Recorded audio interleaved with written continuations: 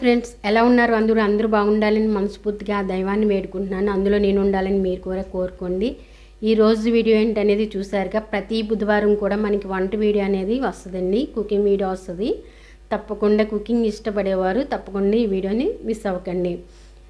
ముందుగా చేప ముక్కలన్నిటిని శుభ్రం చేసుకోవాలండి. శుభ్రం చేసుకోకపోతే నీసు వాసన అనేది వస్తుంది. తర్వాత ఒక బౌల్లో తీసుకుని వాటిలన్నిటిని దాంట్లో 2 స్పూన్లు సాల్ట్ అనేది వేసానండి. తర్వాత 3 స్పూన్లు కారం వేసాను, 1 స్పూన్ పసుపు వేసాను, 1 స్పూను ధనియాల పొడి అనేది వేసాను, 1 స్పూను జీలకర్ర పొడి అనేది వేసాను. ఇవన్నీ వేసుకున్న తర్వాత ఒకసారి పైకి కుదపాలండి. కుదిపితే ముక్కలన్నిటికి బాగా పడుతుంది.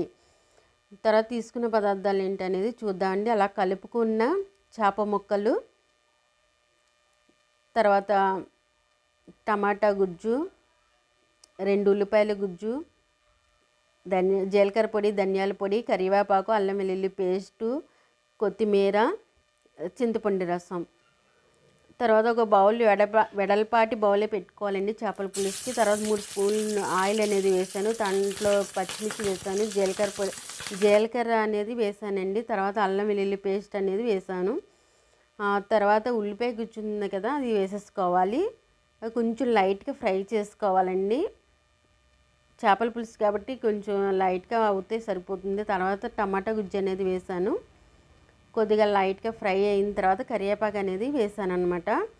తర్వాత కొద్దిగా కారం, పసుపు, జీలకర్ర పొడి, ధనియాల పొడి వేసి లైట్గా ఫ్రై చేయండి.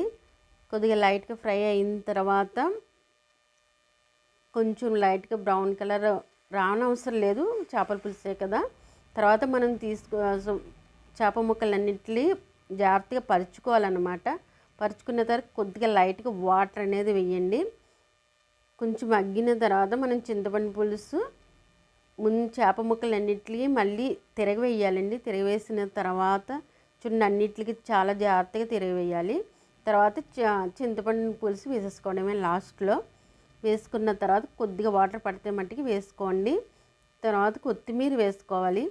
కొత్తిమీర వేసుకున్న తర్వాత కొంచెం మిరియాలు తీసుకొని దాన్ని పొడి చేసుకొని ఆ మిరియాల పొడి కూడా వేసుకోవాలి మనం. చూడండి, కొద్దిగా మళ్ళీ అల్లం వెల్లుల్లి పేస్టు, మిరియాల పొడి వేసాను. ఇవన్నీ వేసుకున్న తర్వాత ఫైనల్గా చూడండి, అన్నీ మనం స్పూన్ అది పెట్టకూడదు, కొంచెం ఫిష్ కర్రీ మసాలా కూడా వేసానండి. మనం అవన్నీ వేసుకున్న తర్వాత అస్సలు గరిటె అనేది పెట్టకూడదు, కుదపాలంతే. అలా ఒకసారి కుదిపి మీరు స్టవ్ మీద పెట్టేసుకుని ఒక 5 మినిట్స్ మూత అనేది పెట్టేసేయండి. అంతే, 5 మినిట్స్లో మనకి రెడీ అయిపోతుంది. మళ్ళీ ఫైనల్గా కొద్దిగా కొత్తిమీర వేసుకొని అందులో సాల్ట్ అన్నీ సరిపోయినాయా లేదని ఒకసారి చెక్ చేసుకోవాలండి. తర్వాత నాకు కొద్దిగా సాల్ట్ అనేది పడుతుంది, అందుకే నేను కొద్దిగా సాల్ట్ అనేది వేసుకున్నాను. అంతే, మనకి ఒక 2 మినిట్స్లో పులుసు అనేది రెడీ అయిపోయింది. గ్రేవీ అనేది చాలా చిక్కగా ఉంటుంది, చాలా టేస్టీగా ఉంటుందండి. ఒకసారి ట్రై చేయండి. బ్రౌన్ రైస్ అనేది మీరు కూడా ట్రై చేసి నాకు కామెంట్స్లో తెలియజేయండి. ఈ వీడియో నచ్చినట్లయితే లైక్ చేయండి, షేర్ చేయండి. మన తెలుగు వారందరూ ఎక్కడున్నా అందిస్తారని వీడియోస్ని ఆశిస్తున్నాను. Please subscribe and support me.